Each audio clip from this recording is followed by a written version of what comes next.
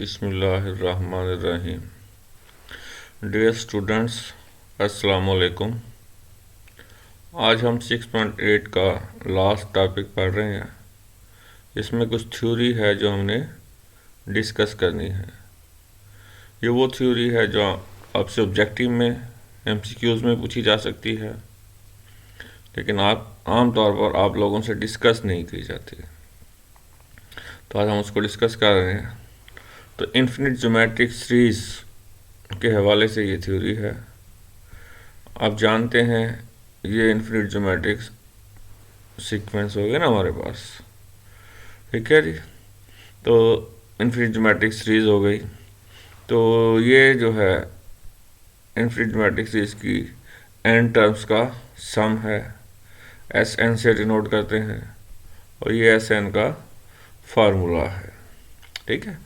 अब इस फार्मूले में आर की वैल्यू जो है 1 के अलावा कोई भी हो सकती है, और इस केस में 1 नहीं हो सकता, क्योंकि अगर आर 1 हो तो यहाँ पर 0 आ जाएगा, और 0 से जो डिवीजन है वो अलाउड नहीं है। डिनोमिनेटर में 0 आ जाए तो फंक्शन अनडिफाइंड हो जाता है, इसलिए यहाँ पर 1 नहीं हो सकता आर।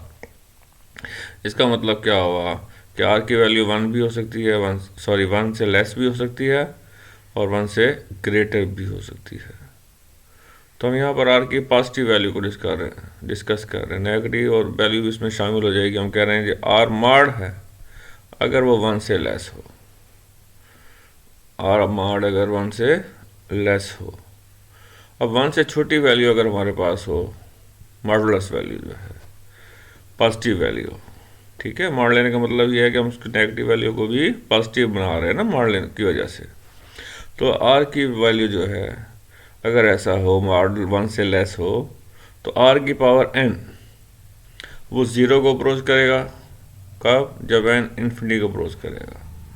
मसलन आप देखें आर को अगर आप ले लेते हैं 1/10, अब 1/10 की पावर 2 ले लें, तो यानी कि आर एन जो है, ये आर एन की जगह वो क्या बन जाएगा, आर स्क्वायर बन जाएगा ना, ठीक है। तो वो क्या हो जाएगा 1/100।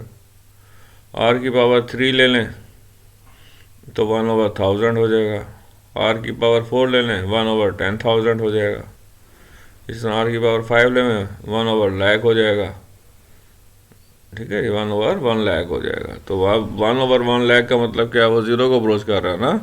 तो आर को मैंने क्या लिया यहाँ पर, आर मैंने लिया 1/10, ठीक है जी। आर को लिया 1/10, ठीक है जी। आर को 1/10 लिया, और आर को 1/10 लेने के बाद क्या किया,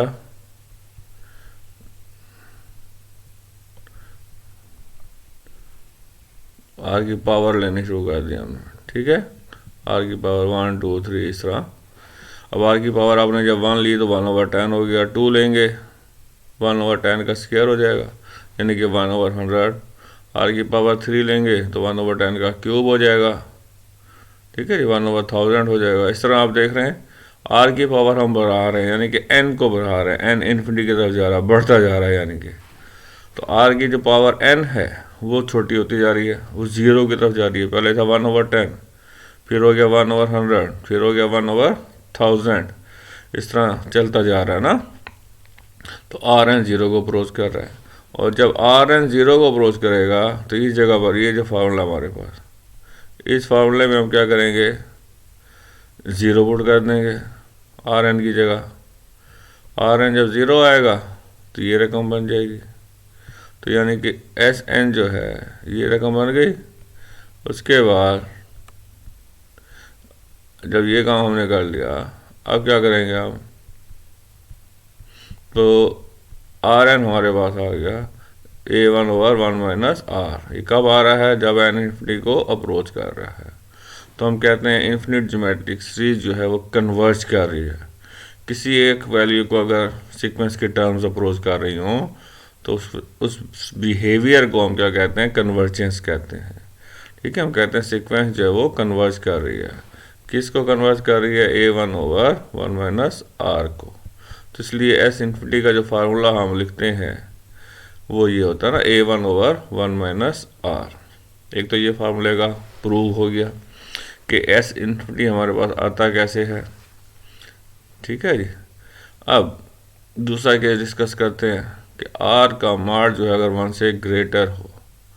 अब 1 से ग्रेटर वैल्यू अगर हम ले लें आर की, तो आर जो है वो 0 को अप्रोच नहीं करेगा। मसलन आर की वैल्यू हम ले लेते हैं,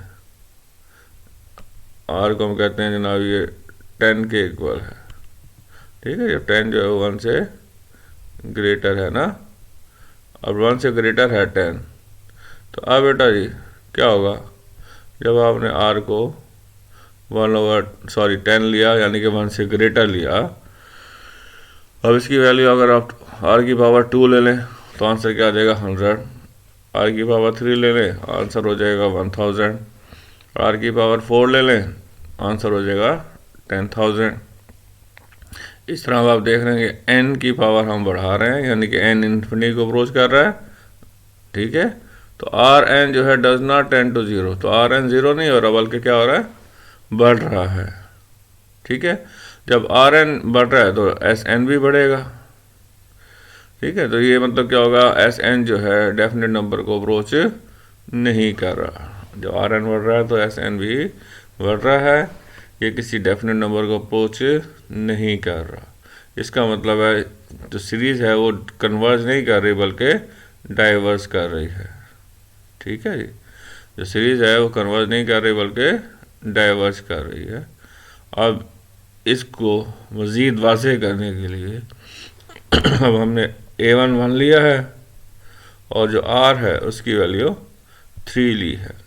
ठीक है, और अब हम एक सीरीज कंसीडर कर रहे हैं इसी केस को मज़ीद वाज़ेह करने के लिए कि अगर A1 1 के बराबर हो और R3 हो यानी कि 1 से ग्रेटर हो तो फिर क्या होता है। तो अब बेटा देखें, ये पहली टर्म A1 1 हो गई, R3 है तो फर्स्ट टर्म को R से मल्टीप्लाई करते हैं। ठीक है जी, सेकंड टर्म आ जाती है, अब सेकंड टर्म को R से मल्टीप्लाई करेंगे, थर्ड टर्म आ जाएगी। ठीक है, सेकंड टर्म को R से मल्टीप्लाई करेंगे, थर्ड टर्म आ जाएगी। अब थर्ड को इसको R से मल्टीप्लाई करेंगे तो नेक्स्ट आ जाएगी। ठीक है जी, इसको R से मल्टीप्लाई किया हमने, नेक्स्ट टर्म आ गई। इसी तरीके से इसको R से मल्टीप्लाई किया, नेक्स्ट टर्म आ गई। यानी कि ये सीरीज हमने बना ली। ये उस वक्त बनाइए जब हमारे पास क्या हो, R3 हो और A1 1 के बराबर हो, तो ये सीरीज हमारे पास बन जाएगी। ठीक है, अब सम देखते हैं हम। तो यानी कि पहली टर्म का सम, S1 का मतलब है फर्स्ट टर्म का सम, तो यानी कि S1 होती ही फर्स्ट टर्म है ना, तो फर्स्ट टर्म क्या है यहाँ पर 1 के इक्वल है, तो यहाँ पर 1 लिख लिया हमने। उसके बाद S2 का मतलब है फर्स्ट 2 टर्म्स का सम, तो फर्स्ट 2 टर्म्स कौन सी हैं हमारे पास, फर्स्ट 2 टर्म्स 1 और 3 है, ये फर्स्ट 2 टर्म्स है ना, इनका सम S2 हो गया, 1 + 3 4 हो गया। ठीक है जी, अब S3 लिखते हैं। S3 का मतलब क्या है, फर्स्ट 3 टर्म्स का सम, तो ये फर्स्ट 3 टर्म्स आ गई। ये कितना आ रहा है 13 आ रहा है। ठीक है जी, इसके बाद S4 लिखते हैं, तो 4 टर्म्स का सम आ गया, तो ये देख लीजिए 4 लिखी हुई है और ये कितना है 40 है। उसके बाद S5 लिखते हैं, S5 का मतलब फर्स्ट 5 टर्म्स का सम, तो ये फर्स्ट 5 टर्म्स आ गई हमारे पास, S5 आ गया 121। अब आप चलते जा रहे हैं और हमने n तक जा रहे हैं, n कोई भी जनरल टर्म है ना। अब फार्मूला, इस फार्मूले में हम A1 की जगह लेते हैं 1, R की जगह लेते हैं 3, तो Sn हमारे पास आ जाएगा ये। ठीक है, तो ये जनरल फार्मूला बन गया Sn का। अब यहाँ पर हम n को 1 2 3 4 5 पुट करके जो ऊपर वैल्यूज़ निकाली हैं वो हम निकाल सकते हैं। अब आपने जो चीज़ यहाँ नोट करनी है वो ये है कि Sn हम कह रहे हैं ना डाइवर्ज कर रहे हैं, तो अब Sn डाइवर्ज करने का मतलब ये है कि उसके जो आंसर्स हैं, हर आने वाला आंसर पहले आंसर से बड़ा हो रहा है। तो आप चेक कर सकते हैं, ये हमने पहला आंसर निकाला, ये दूसरा आंसर निकाला है, ये तीसरा आंसर निकाला था, ये फोर्थ आंसर है, ये फिफ्थ आंसर है। तो हर आंसर को आप चेक करें, पहले के मुकाबले में क्या हो रहा है, बड़ा होता जा रहा है। ठीक है, तो अब हम क्या कह सकते हैं कि ये जो सीरीज़ है डाइवर्ज कर रही है। तो इस एग्जाम्पल की मदद से आपने देखा कि एस एन जो है वो इंक्रीज कर रहा है, कब, जब एन इन्फिनिटी को अप्रोच कर रहा है। तो इसका मतलब हुआ सीरीज डज नॉट कन्वर्ज, और कन्वर्ज ना करने का मतलब क्या है, डाइवर्ज कर रही है। ठीक है जी बेटा, अब अगर आर वन के बराबर हो जाए तो ये हमारे पास सीरीज है, इसमें अगर आर को हम वन ले लें तो यहाँ पर आर की जगह वन आएगा, वन ए वन से मल्टीप्लाई होगा, ए वन ही आ जाएगा। इस तरह यहाँ पर आर की जगह वन आएगा, वन का स्क्वायर वन ही होगा, और वन ए वन से मल्टीप्लाई होगा, हमारे पास वन ही आएगा। इस तरह सारी हर टर्म क्या हो जाएगी, ए वन हो जाएगी। ठीक है, तो अब हमारे पास टोटल टर्म्स कितनी है, एन। टोटल टर्म्स कितनी है, एन है। ठीक है जी, टोटल टर्म हमारे पास एन है, और हर टर्म किसके बराबर है, ए वन के बराबर है। ये ऐड हो रही हैं, तो अब हमने सम निकालना है। उसके लिए मैं आपको एग्जाम्पल दे रहा हूँ। दी हमारे पास एन ए वन, सम किसके बराबर है, एन ए वन की। ये कैसे आ गया एन ए वन, इसको वाज़ेह करने के लिए एक एग्जाम्पल साइड में मैंने लिखी हुई है, देखें। जैसे हम लिख रहे हैं 7 + 7, इसको हम लिख सकते हैं 2 × 7। अब यहाँ पर 7 + 7 + 7, तो इसको हम लिख सकते हैं 3 × 7। ठीक है, क्योंकि कितने 7 आ रहे हैं, 3। नेक्स्ट हमने लिखा हुआ 7 + 7 + 7 + 7, इसको फिर क्या लिखा हुआ हमने, 4 × 7। ठीक है जी, अब 4 × 7, और ये 4 क्या है, तादाद है। कितने 7 यूज़ हुए थे, 4 7 यूज़ हुए थे, इसलिए यहाँ पर हमने लिखा हुआ है 4 × 7। ठीक है जी, इसके बाद ये नेक्स्ट पे देखें आप, यहाँ पर 7 लिखे हैं, ऐड हो रहे हैं, और इनकी तादाद कितनी है, 5। तो यहाँ पर हमने लिखा हुआ है 5। ठीक है, तो 5 × 7। तो हम यहाँ क्या देख रहे हैं कि अगर 7 जो है, यानी कि जो नंबर ऐड हो रहा है, अब ये ऐड होने वाला नंबर, ख़ास बात यह है कि एक तो सेम नंबर है ना, यहाँ पर देखें नंबर जो है वो सेम है। अगर सेम नंबर ऐड हो रहे हों तो टोटल हम कैसे निकाल सकते हैं, नंबर की जो तादाद है, नंबर की तादाद को नंबर से मल्टीप्लाई करते हैं तो टोटल आ जाता है। ठीक, नंबर की तादाद को नंबर से मल्टीप्लाई कर दें तो टोटल आ जाता है। आप देख लें कि यहाँ पर जो तादाद है 2 थी, तो 2 को हमने 7 से मल्टीप्लाई कर दिया। यहाँ पर तादाद 3 थी, 3 को हमने 7 से मल्टीप्लाई कर दिया। यहाँ पर तादाद 4 थी, 4 को 7 से मल्टीप्लाई कर दिया। यहाँ पर तादाद 5 थी, तो हमने 5 को 7 से मल्टीप्लाई कर दिया, तो टोटल आ गया। तो इसका मतलब क्या है कि रूल क्या है कि अगर सेम नंबर ऐड हो रहा हो तो तादाद को उस नंबर से मल्टीप्लाई कर दें तो हमारे पास टोटल आ जाता है। तब यहाँ पर आप देख सकते हैं जो नंबर है ऐड होने वाला वो सेम है, और वो क्या नंबर है, A1 है। अब इसकी तादाद कितनी है, n। तो इसका मतलब है तादाद नंबर से मल्टीप्लाई हो जाए तो हमारे पास टोटल आ जाएगा। तो ये टोटल NA1 SN आ गया। ठीक है, तो ये हमने टोटल निकाल लिया। तो इस केस में भी जो SN है वो कोई डेफिनेट नंबर नहीं आ रहा। ठीक है, जब आप n को इन्फिनिटी लेते हैं तो इसका मतलब है सीरीज यहाँ भी कन्वर्ज नहीं कर रही। अब नेक्स्ट केस लेते हैं कि अगर r जो है -1 के इक्वल हो, तो ये SN है हमारे पास। ठीक है जी, यानी कि इन्फिनिट ज्योमेट्रिक सीरीज है, n टर्म्स का सम है। तो यहाँ पर r की जगह आप -1 पुट कर दें तो ये हमारे पास आ जाएगा।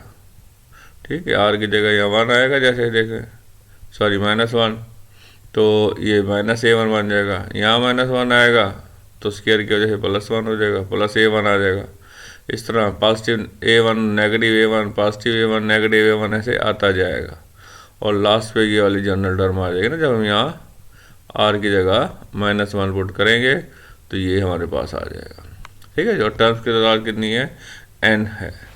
तो एस एन का ये फार्मूला है, इसमें आर की जगह हमने -1 पुट कर दिया, तो ये जनरल रिजल्ट आ गया। अब आप देख सकते हैं कि अगर एन हमारे पास पॉजिटिव हो, अब हम यहाँ पॉजिटिव एन की बात कर रहे हैं, अब उसके बाद हम कह रहे हैं कि एन आड हो या इवन हो। अगर एन हो आड, तो इस फार्मूले में ये जो हमने जर्नल निकाल लिया है ये वाला, इस जगह अगर एन को हम आर ले लें, मिसाल पर एन की वैल्यू हम कहें जी 1 है, तो इस जगह का आंसर क्या आएगा, -1 आ जाएगा। ठीक है, -1 इस माइनस को प्लस कर देगा, 1 + 1 2 हो जाएगा, 2 से 2 को डिवाइड करेंगे 1 हो जाएगा, और फिर हमारा आंसर क्या आ जाएगा, A1। ये A1 लिखा हुआ है। अब अगर n को 3 ले लें इस जगह पर, ठीक है, क्योंकि आर लेना ना हमने, n को 3 ले लें तो -1 की पावर 3 -1 ही होगा, वो -1 इस माइनस से प्लस हो जाएगा, वही आंसर A1 आ जाएगा।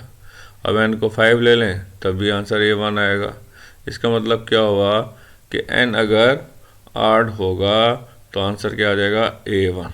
और अगर n हो इवन, यानी कि इस n की जगह मैं 2 ले लूँ, 4 ले लूँ, 6 ले लूँ, इस तरह। अब अगर मैं 2 लेता हूँ तो -1 की पावर 2 क्या हो जाएगा, +1, और ये -1 और +1 और -1 कैंसिल हो जाएंगे, 0 आ जाएगा, और 0 A1 से मल्टीप्लाई होगा तो 0 आएगा। यानी कि अगर n इवन होगा तो हमारे पास जो आंसर आएगा वो 0 होगा। ठीक है, इस जगह पर n को अगर हम इवन लें, यानी कि अगर 2 ले लिया हमने, देख लिया 0 आंसर आ रहा है, 4 ले लें तो -1 की पावर 4 +1 होगा। अब ये फिर 1 और -1 वही कैंसिल हो जाएंगे, 0 हो जाएगा, तो टोटल 0 आ जाएगा ना। तो इस केस में जो n है वो भी किसी डेफिनेट नंबर को अप्रोच नहीं कर रहा। ठीक है जी, डेफिनेट नंबर को अप्रोच करने का मतलब ये होता है कि n की जो वैल्यू है वो क्या आ रही हो, कोई एक फिक्स नंबर आ रही हो। तो ऐसा नहीं हो रहा ना, A1 आंसर आया, अब A1 अगर 1 है तो आंसर 1 हो जाएगा, A1 अगर 3 है तो आंसर 3 हो जाएगा, A1 अगर 4 है तो आंसर 4 हो जाएगा। ये तो इस तरह चलता जाएगा ना। तो अब जो है, और Sn जो है 0 आ रहा है जब n इवन है। तो हम देख रहे हैं कि Sn जो है वो does not tend to a definite number when n approaches infinity. तो r की वैल्यू जब -1 हो तो जो सीरीज होती है वो ऑसिलेटरी होती है। ठीक है जी, ऑसिलेटरी सीरीज होती है। अब ऑसिलेटरी सीरीज क्या होती है मैथमेटिक्स के हवाले से, इसको हम देख लेते हैं। तो ये बड़ा डेफिनेशन मैंने लिखी हुई कि मैथमेटिक्स में, in mathematics the oscillation of a function or a sequence is a number. कि मैथमेटिक्स में ऑसिलेशन क्या है, एक फंक्शन है या एक सीक्वेंस है, that quantifies how much that sequence or function varies between its extreme values. कि जब ये जो सीक्वेंस है अपनी एक्सट्रीम वैल्यूज के दरमियान कितना ये वेरी कर रही है। एक्सट्रीम वैल्यूज हमारे पास क्या होती हैं, दो सेम वैल्यूज कह लें लेकिन अपोजिट साइन के साथ। न्यूमेरिकली सेम वैल्यूज होंगी लेकिन जो साइन होगा वो अपोजिट होगा। ऐसी वैल्यूज को हम एक्सट्रीम वैल्यूज कहते हैं।